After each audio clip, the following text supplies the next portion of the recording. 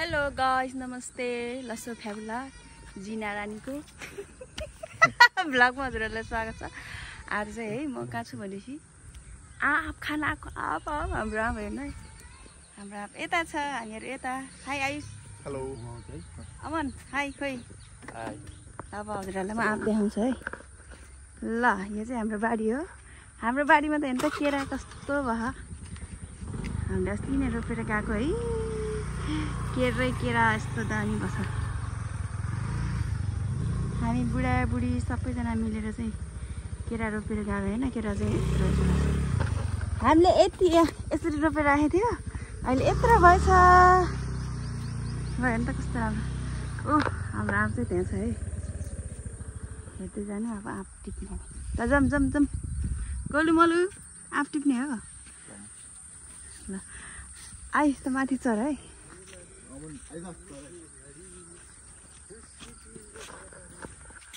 ओहो आँप त माथि रहेछ है। कसरी टिप्ने होला। होइन यो पाकेको हो नि। कस्तो हुन्छ त पाकेको?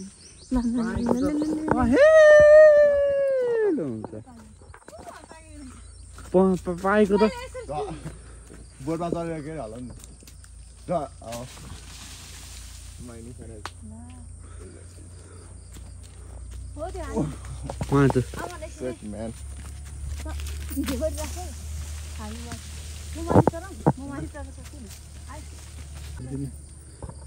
साथीहरू म चाहिँ अब आँप टिप्नु जान्छ है माथि। यसले झोला यस्तो छैन होला नि है। यत्रो ठुलो दुईटा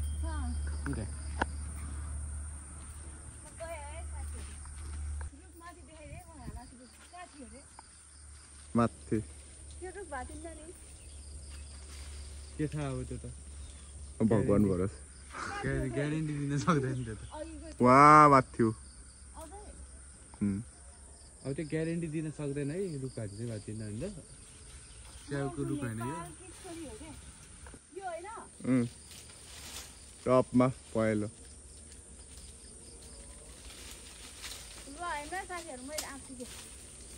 खोइ मान्छे देख्दैन।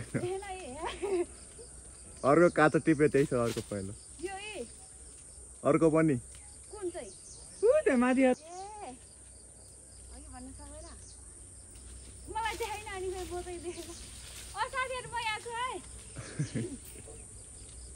ल अहिले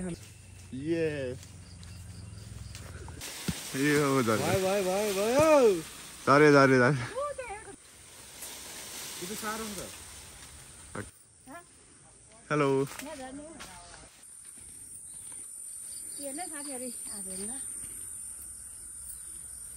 यिनी दुईजना चाहिँ अल्छी हो। मैले टिपेको मैले झारेको माथि गएर आँप चाहिँ त्यसरी मुस्ताङको स्याउरो चाहिँ यसरी टिप्नु नपर्ने रहेछ क्या। रुखहरूलाई रहेछ आफै पाकेको आफै झर्ने रहेछ। त्यही भएर यो सबै झोलामा मैले टिपेको। त्यो दुईजना चाहिँ अल्छी हो। पाकेको आफै झर्दो रहेछ क्या। आकाशको पानी भयो।